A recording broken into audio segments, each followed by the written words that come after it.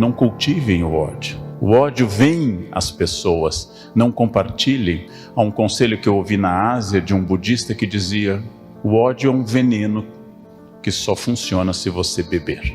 É muito importante que num ambiente, por mais que tenha gente brigando, destruindo e gritando, que eu redobre a minha capacidade de ser pacífico. Hoje o que manda no mundo é a inteligência e não a força física. E apesar do capital ser fundamental, o capital hoje deriva da inteligência e não da produção. Não é mais o dono da usina siderúrgica, não é mais o montador de automóveis que é o milionário, mas é o fundador do Facebook, de um programa. É o fundador do Google e assim por diante. São essas pessoas que hoje são responsáveis pela maior circulação de capital no mundo. Não tem mais sentido a memória, como me educaram. A memória é uma coisa importante, porém, o que hoje determina não é a memória, a primeira instância da inteligência, mas o que eu crio a partir da memória, que é a inteligência. Memória entendida na filosofia clássica como uma das instâncias da alma para Aristóteles, memória entendida como um dom do Espírito Santo, memória entendida como uma série de valores, mas hoje apenas o primeiro passo para a criação, para a inteligência, para aquilo que você pode fazer como iniciativa e criatividade. E isso é muito importante, porque isso vai revolucionar a maneira de eu ensinar crianças e jovens. Ou seja, não mais para repetição, não mais para o padrão, mas para a criação.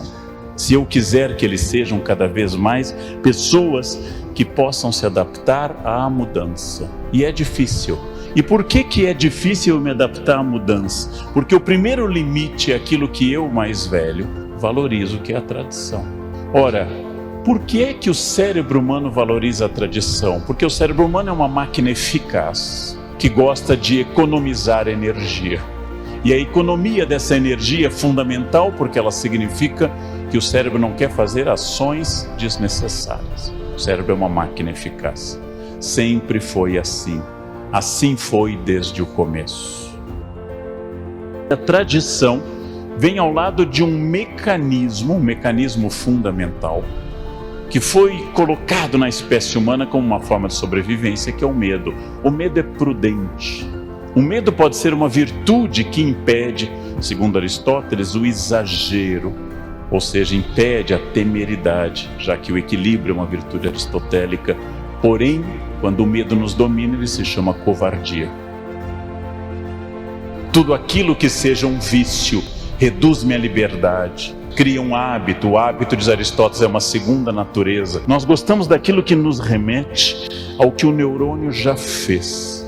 É profundamente confortante para o corpo o hábito. Quem acorda sempre na mesma hora, quem deita sempre na mesma hora, quem come sempre na mesma hora, quem come mais ou menos as mesmas coisas, quem faz mais ou menos as mesmas coisas, produz sobre o corpo e sobre o cérebro um efeito bastante profundo de método, de ordem, e o neurônio gosta disso, e nós nos inserimos nessa ordem.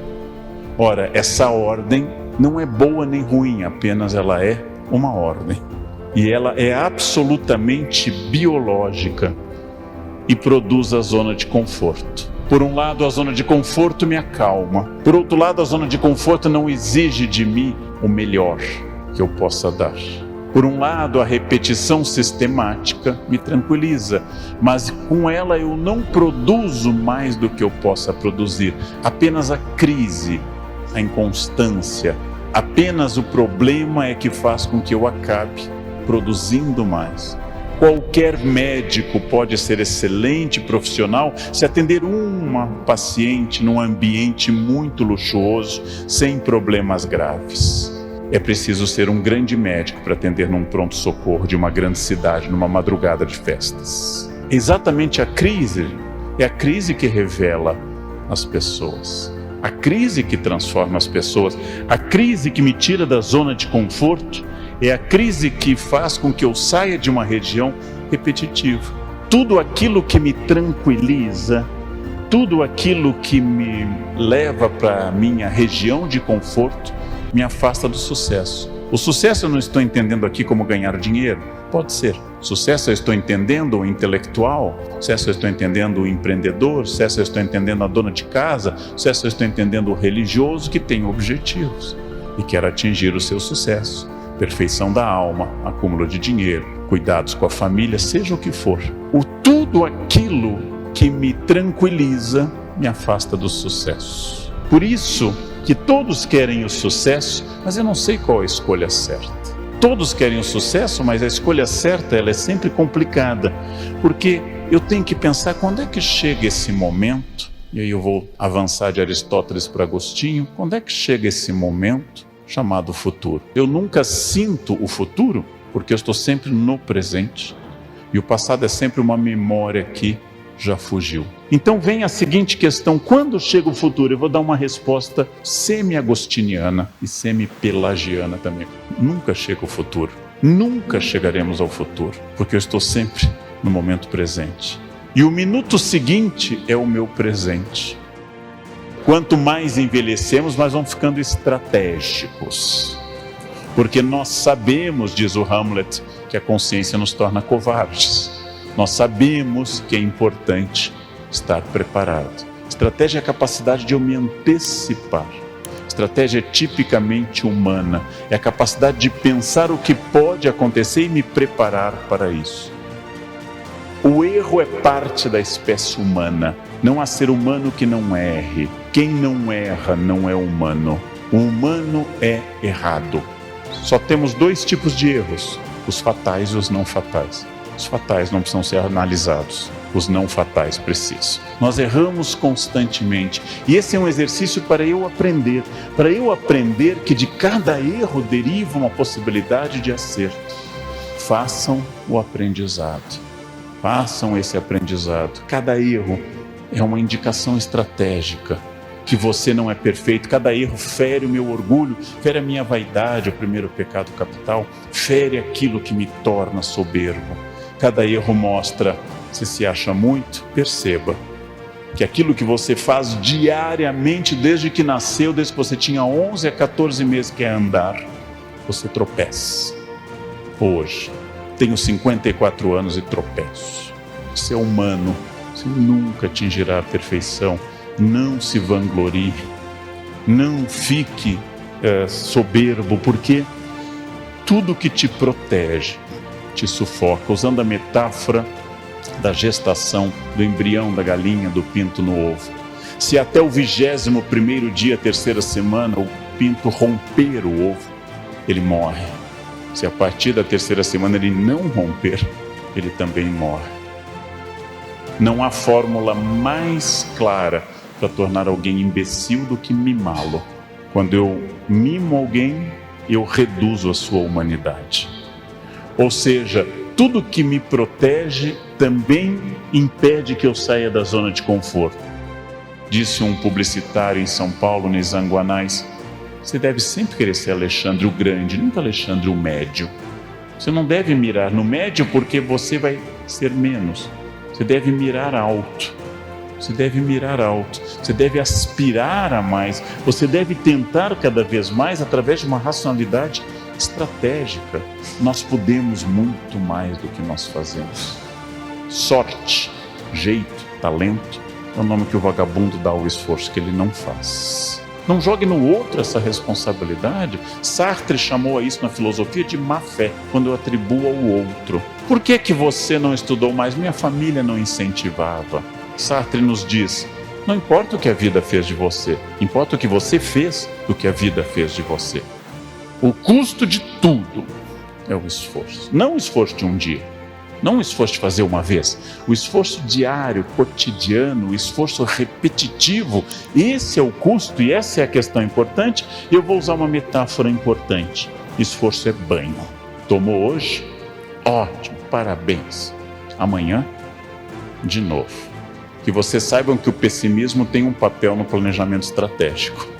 É preciso ser pessimista para pensar o que fazer, porque as coisas têm custo e têm risco. Toda equipe precisa de um pessimista, numa escola, numa empresa, Um pessimista, mas só um, no máximo um, não dá para ter mais de um.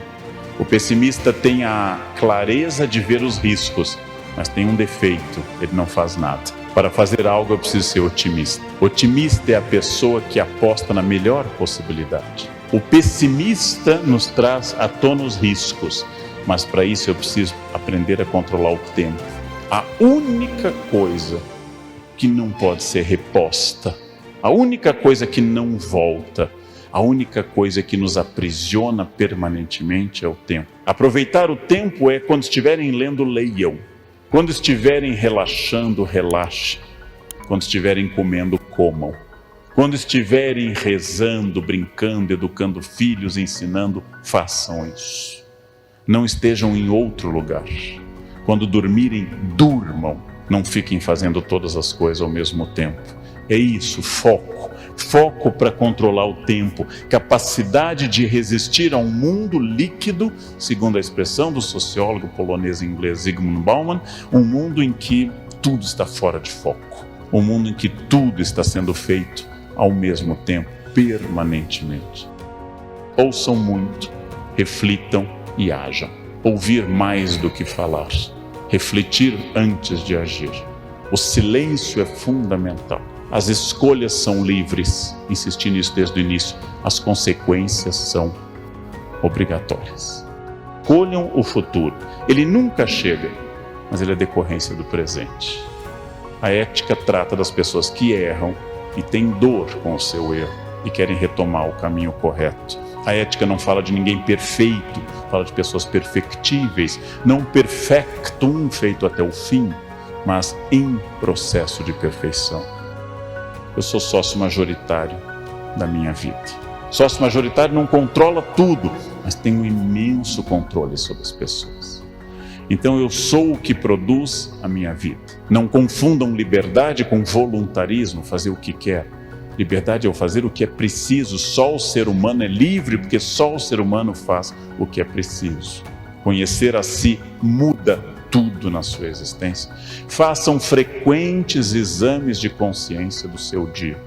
Não precisa ter nenhum projeto religioso para isso. Pode ser psicanalítico. Se vocês tiverem clareza do ponto final, terão clareza da estratégia. Se tiverem clareza da estratégia, correm um risco de chegar lá.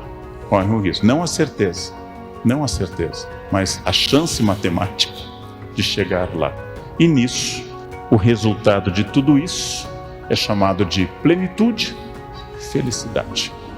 Felicidade é estar onde eu tenho que estar, fazer aquilo que eu preciso, colher os frutos disso, reconhecer-me como errado, levar adiante meus espinhos na carne, segundo Paulo, minha ferida narcísica, segundo Freud, e continuar trabalhando nisso. Vale muito a pena, porque isso torna a vida interessante e não uma folha levada ao vento, sem vontade, uma folha sem forma, uma vida guiada por um protagonista, compartilhando a vida com outros protagonistas. E é isso que a gente chama propriamente de felicidade.